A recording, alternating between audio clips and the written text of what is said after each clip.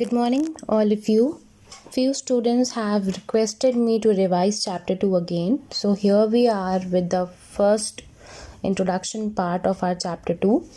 Chapter 2 name is Nutrition in Animals. Animals आपके क्या होते हैं? They are the heterotrophs. Heterotrophs were those organisms which were dependent on plants for their food. Either they were directly dependent on the plants or indirectly they feed on other animals.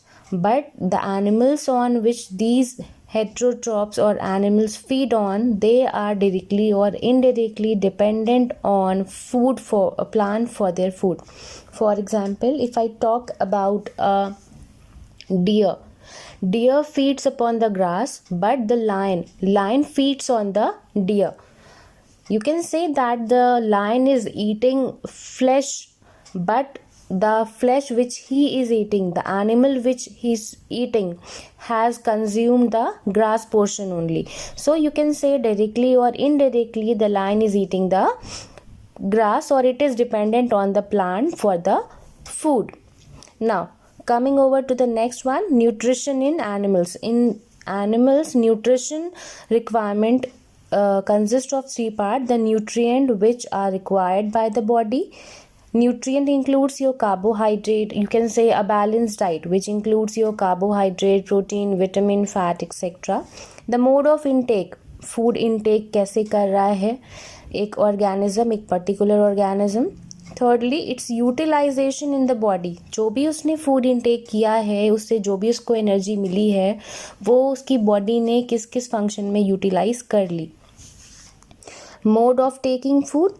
Food intake करने के अलग अलग तरीके होते हैं in different organisms. अगर मैं human की बात करूं तो human have a common mode. But if we talk about different organisms, like if I say that human chew the food, but mosquitoes they suck your blood. Then if I talk about your snakes क्या करते हैं, वो directly अपने pray को swallow कर लेते हैं. That means mode of intaking food is different in each organism. Like the bees, they suck on the nectar.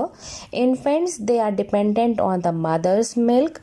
Then snakes, they swallow their prey. वो अपने प्रे को क्या करते हैं, निगल लेते हैं. They don't chew them, they directly swallow them. Then aquatic animals. Aquatic में जो आपके छोटी फिशेस होती हैं वो क्या करती हैं, उनके आसपास में जो भी फूड फ्लोट हो रहा होता है उसे वो स्वॉलो कर लेती हैं. और this is the mode of intaking food in your aquatic animals. Now digestion in human. The most important topic of our chapter 2 is digestion in human. का जो digestion होता है it consists of alimentary canal. Alimentary canal को आप कह सकते हो digestive tract. ये जो आपका alimentary canal होता है it is composed of several parts या सेवरल कैनाल जिनके थ्रू होते होते होते आपका डाइजेशन का प्रोसेस कंप्लीट होता है. Along with the alimentary canal you have the secretory glands जो कुछ सिक्रीशन करते हैं which helps in the digestion of food.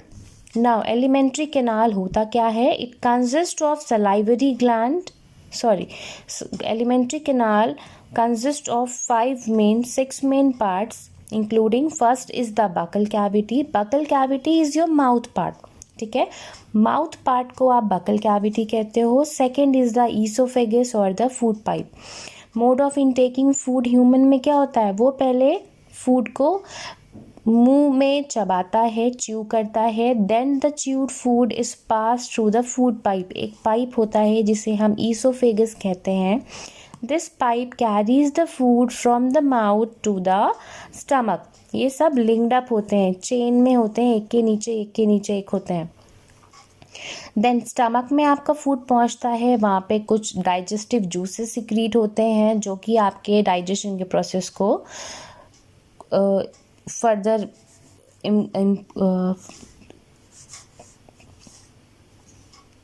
Speed up कर देते हैं. Then you have the small intestine. Small intestine आप कह सकते हो कि ये वो पोर्शन होता है आपका एलिमेंट्री कैनाल का जहाँ पे डाइजेशन का प्रोसेस आके कंप्लीट हो जाता है. ओके.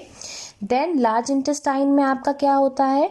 लार्ज इंटेस्टाइन में आपका जो भी रिमेनिंग अनयूज्ड फूड पार्ट होता है वो पास ऑन होता है, जिसमें से the water and the salt is absorbed and rest all is sent to the rectum. Rectum में वो जा करके टेम्परेरीली स्टोर्ड हो जाता है इन फॉर्म ऑफ फीसेस. और वो जो फीसेस होते हैं, जिसे आप कह सकते हो waste produced in the body, वो टाइम टू टाइम आपके बॉडी से रिमूव हो जाता है with the help of the anus. Okay.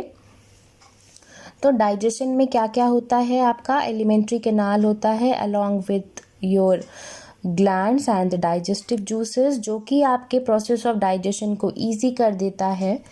इसमें आपके 6 मेन कंपोनेंट्स आते हैं. First is the buccal cavity और you can say the mouth. Mouth में आपके कई चीज़ें होती हैं, जैसे कि टीथ हो गया. जब आपको मैं ये नेक्स्ट टाइप टर्न पे एक्सप्लेन करूँगी, then it will be very much clear to you all that mouth has your teeth. Teeth के भी कई टाइप्स होते हैं. Then the mouth also has the tongue which has the taste bud, जिससे आपको different type of test पता लगता है जो आप फूड इनटेक कर रहे होते हो. फॉर एग्जांपल आपने स्वीट चीज़ खाई है, स्पाइसी खाई है, सॉल्टी था, खट्टा था. Because of the taste buds present inside your mouth आप उसका टेस्ट ईजिली बता पाते हो. Then oesophagus is the food pipe, जो क्या है, एक चैनल का काम करता है, एक मीडिएटर का काम करता है, जो माउथ से च्यूड फूड को स्टमक तक पहुंचाता है. स्टमक में you have the digestive juices, जो आपके फूड को डाइजेस्ट करने में हेल्प करते हैं. देन स्मॉल इंटेस्टाइन आते आते आपका फूड कम्प्लीटली डाइजेशन का प्रोसेस कंप्लीट हो जाता है.